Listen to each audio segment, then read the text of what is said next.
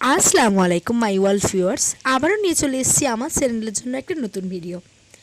অনেক দিন ধরে শর্ট ভিডিও আপলোডই করছি, কিন্তু লং ভিডিও আমার চ্যানেলে একটাও আপলোড করা হচ্ছে না। তাই ভাবলাম যে একটা লং ভিডিও আপলোড করা যাক। আর লং ভিডিওটা ছিল আমার পছন্দের। আশা করছি তোমরা সবাই এই ধরনের ভিডিও দেখতে খুব ভালোবাসো, আর আমারও খুব ভালো লাগে এই ধরনের ভিডিও বানাতে।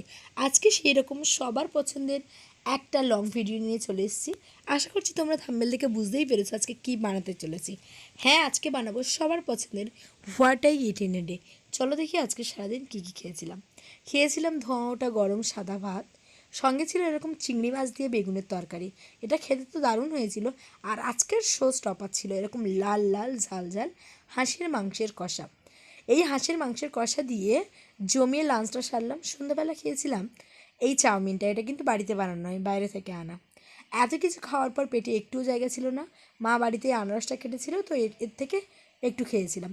That's it for today, by.